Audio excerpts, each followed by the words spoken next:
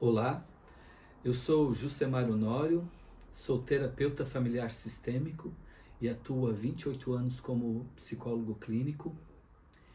E na minha fala de hoje eu vou falar sobre a comunicação nas relações.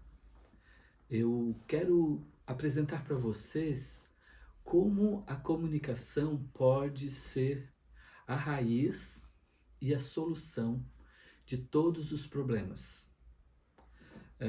Nós sabemos que nós humanos vivemos em um mundo linguístico. O mundo é construído através da nossa linguagem. E dessa forma nós podemos produzir um mundo saudável, um mundo feliz, ou podemos produzir um mundo problemático, um mundo infeliz. Nos tempos atuais, nós percebemos que muitas pessoas querem ser ouvidas, muitas pessoas querem dizer coisas. Nós encontramos na internet, nas redes sociais, pessoas falando sobre todas as coisas.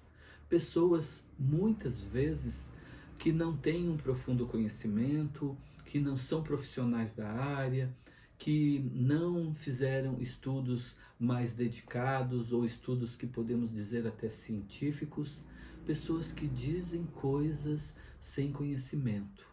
E muitas vezes coisas que podem confundir a todos nós.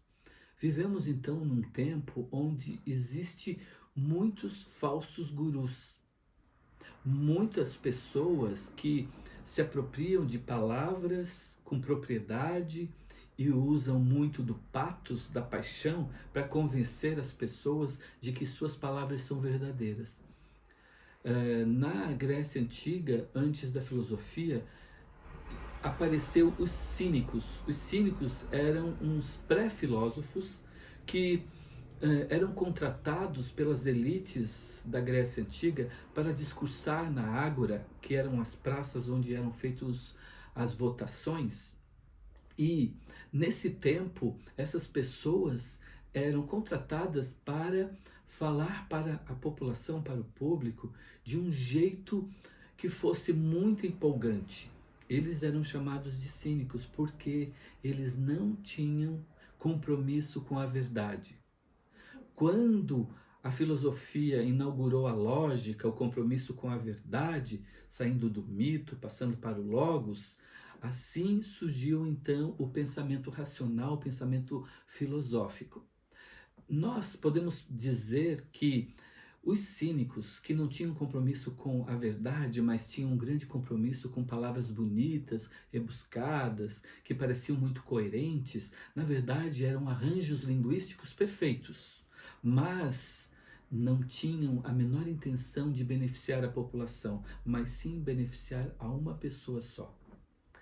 Então, é dessa forma que nós vamos discutir a comunicação hoje, vendo que a nossa comunicação atualmente está descomprometida com a verdade e principalmente descomprometida com o amor, com a beleza da simplicidade, a beleza de saber como se comunicar de forma genuína e verdadeira. E dessa forma, eu hoje apresento para vocês 5 temas que vão ser importantes serem discutidos e ouvidos por vocês. Prestem bem atenção, esses 5 itens que eu vou trabalhar com vocês demonstram a importância de uma comunicação saudável. Eu vou trazer 5 temas que são chamados de comunicação destrutiva. A primeira é a forma como você se comunica. A forma como você se comunica demonstra muito do que você é.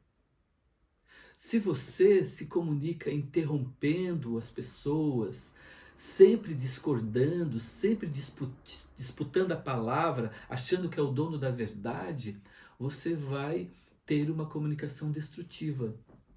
Principalmente quando você é muito furioso nas suas falas, quando você tem explosões de fúria e você intimida a pessoa que está querendo se comunicar com você. Esse tipo de comunicação, onde você fala alto, berra, grita, é uma comunicação que as pessoas não ouvem. Eu me lembro que quando eu dava aula, eu dei aula de inglês por muito tempo, e em alguns momentos eu levantava a voz com os meus alunos porque eu não estava conseguindo controlar a turma, e eu começava a falar cada vez mais alto, e os alunos falavam mais alto que eu, e quando eu via, eu estava aos berros na sala de aula. Até que um dia, eu percebendo que eu me descontrolava e falava muito alto, eu passei a falar bem baixinho. E à medida que eu fui abaixando o meu tom de voz com os meus alunos, lá na escola, que chamava Cotei, que há muitos anos atrás, muitos alunos vão lembrar dessa escola, eu comecei a falar baixinho e os alunos pararam para me ouvir. Porque eles queriam saber o que eu estava falando. E eles ficaram mais em silêncio. E também perceberam que eu estava falando de um jeito calmo e tranquilo. Porque quando você fala alto, fica parecendo que você está sendo grosseiro, agressivo, violento. Você está intimidando o outro com uma fúria, está intimidando o parceiro.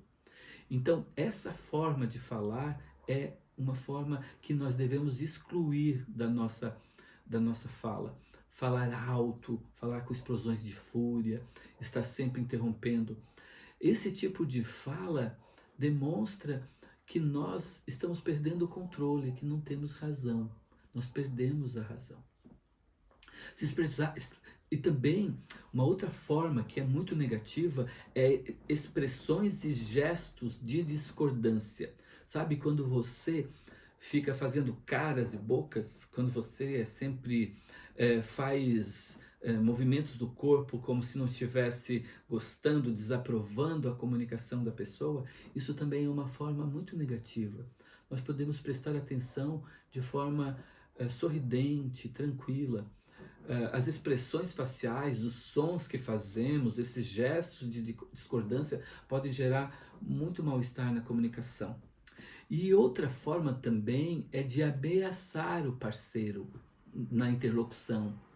Às vezes, se você não me ouvir, isso é, se você estiver me ouvindo, você vai fazer isso, né? Se não, eu faço aquilo, se não, eu faço o outro, né? Então, esse gesto comunicacional, essa forma de se comunicar, é uma forma muito negativa. Então, vamos nos preocupar com a forma como nos comunicamos. A forma como nos comunicamos está muito relacionada à nossa infância. Eu sou de uma geração onde as crianças não eram ouvidas e criança não sabia das coisas. Criança não podia conversar com os adultos e criança não sabia o que falava. Então a gente foi desqualificado na nossa comunicação. Eu me lembro de muitas vezes o meu sobrinho buscar se comunicar comigo desesperadamente, querendo se comunicar comigo, e eu às vezes num celular ou às vezes falando com um adulto, e eu parava tudo e dizia: eu vou ouvir essa criança, porque quando eu era criança eu queria ser ouvido. Então, ouvir as crianças e acolher o que elas têm para dizer com atenção, se possível até sentando ao nível dela para ficar do mesmo tamanho, para mostrar o quanto a gente está atento, vai gerar uma criança que vai saber se comunicar. A comunicação então começa na infância e muitas vezes o jeito que nós estamos comunicando está diretamente relacionado com a nossa família de origem. A nossa família determina muito do nosso jeito de falar. Eu quero agora também falar de de uma segunda ideia. A primeira ideia, então, é a forma de se comunicar. A segunda ideia é a desqualificação na comunicação. A desqualificação na comunicação é zombar da competência, da intenção do parceiro, é ser irônico, é fazer alusões, assim, brincadeiras, dar cutucões na hora que a pessoa está falando, é fazer comparações com terceiros, descartar o positivo e enfatizar o negativo. esse tipo de comunicação onde eu diminuo o outro, desclassifico o outro, é uma comunicação muito prejudicial, pois eu vou fazendo com que essa outra pessoa fique se sentindo inferiorizada na relação e que ela não tem o que dizer. E quando ela não pode dizer, ela se cala. E muitas vezes, nesse tipo de comunicação, onde eu desqualifico, onde eu zombo, eu vou gerando um abismo. Eu vou gerando um distanciamento da fala, porque o outro não consegue mais falar. Ele fica com medo de falar, ele acredita que toda vez que ele falar, vai ser criticado, vai ser zombado. Então, eu acho que esse tipo de comunicação é muito prejudicial, porque vai criar verdadeiros muros entre as pessoas, onde vai impedir a comunicação. Dentro desse tipo de comunicação que desqualifica, eu acho que tem também a teimosia. Quando você está o tempo todo teimando com o outro, não deixando o outro falar, e quando o outro fala, você sempre faz uma disputa, porque você é o dono da verdade, porque você tem a razão, e tudo você quer desqualificar, você vai perder a comunicação com aquela pessoa, porque a pessoa desiste de se comunicar com você. Na teimosia, você vai criando então cada vez mais essa fronteira, essa barreira entre você e o outro. É muito importante falar aqui sobre a teimosia como sendo um isolamento da pessoa. Eu conheci ao longo da minha vida pessoas que ao longo da sua vida foram sendo muito teimosos e não queriam ouvir o outro. Sempre tinham o que argumentar, sempre tinham muitos argumentos. Só queriam falar. E sabe o que aconteceu com essas pessoas ao longo da minha vida? Eu fui percebendo que elas foram ficando isoladas, solitárias, sozinhas. E eu já tive no meu consultório, ao longo da minha carreira, pessoas que estavam isoladas porque passaram a vida toda sendo teimosas. Passaram a vida toda só querendo falar, só querendo dizer o que pensava e não ouvindo o outro. Ouvir é importantíssimo numa relação. As pessoas precisam dizer também o que pensam. E é possível ouvir o outro com atenção e deixar as pessoas falarem até o fim. Deixar a pessoa ir até o fim da sua fala. Porque quando a gente interrompe, porque a gente tem uma outra ideia, porque a gente quer discordar, porque a gente está o tempo todo discordando, a gente está sendo uma pessoa que não consegue ouvir. E a gente está criando esse isolamento entre eu e o outro.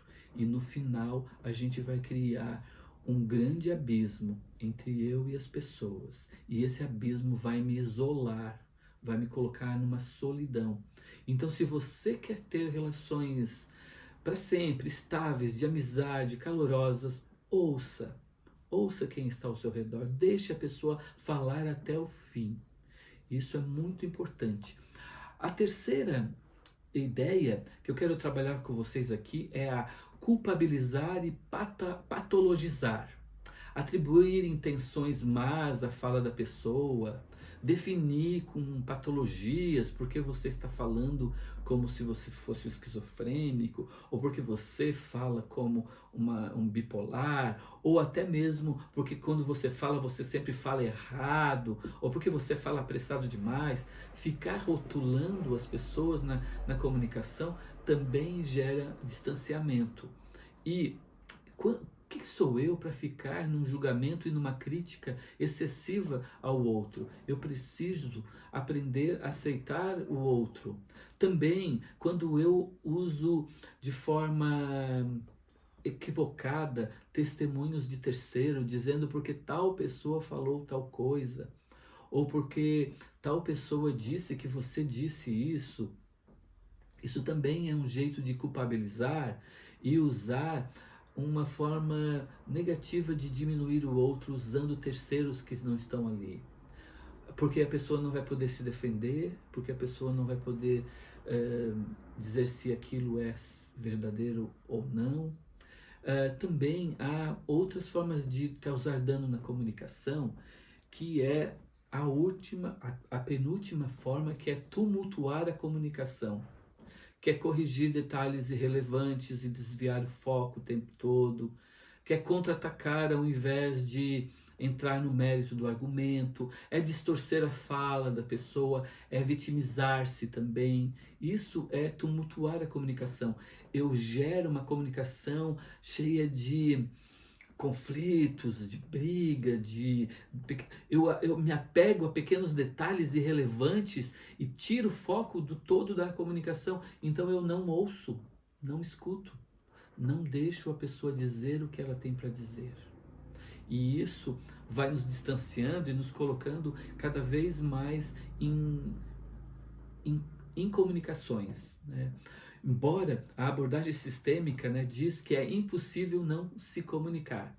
Então eu até coloco aqui a questão do silêncio, que é o silêncio tóxico.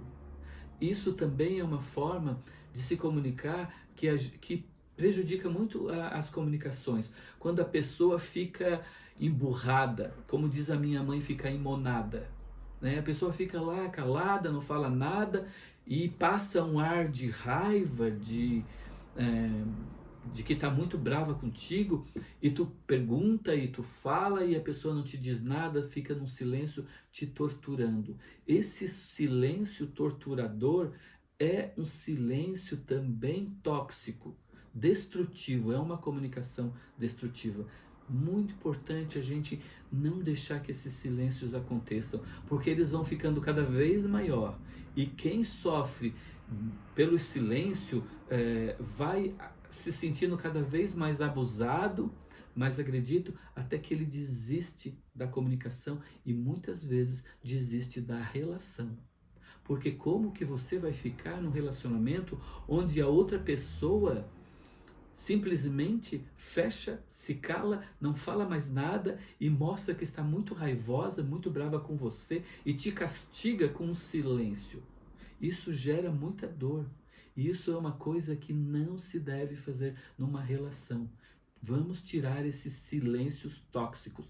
Vamos nos comunicar de forma clara e precisa.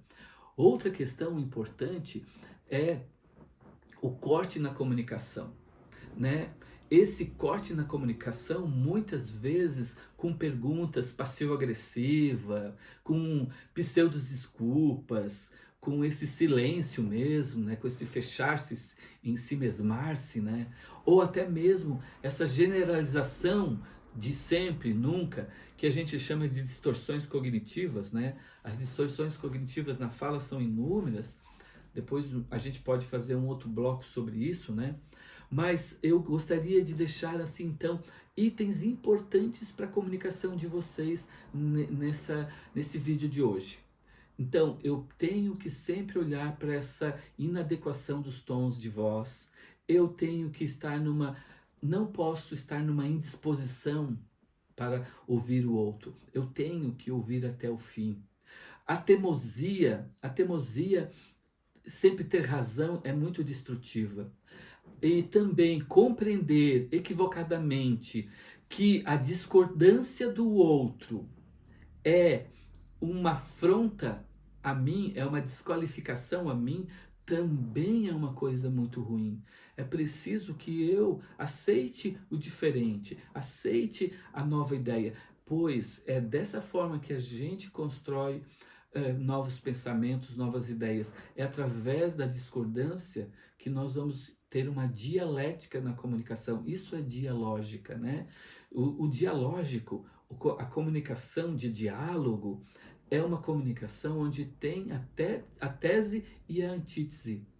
E depois eu terei uma outra tese, porque os contrários podem se unir, formando belas ideias. É preciso também pensar que não existe verdade, que são pontos de vistas. Eu tenho falado em vários vídeos sobre a verdade ser um ponto de vista. A verdade para Husserl era a intencionalidade, era como a minha mente vê o objeto como objeto, ele interfere na minha percepção, e como a minha percepção, minha mente interfere no objeto. Não existem puros objetos, não existem puras mentes. Todos nós estamos contaminados pela mente e pelos objetos. Então, a verdade é um ponto de vista. A verdade está para um corpo no mundo. É perceptível.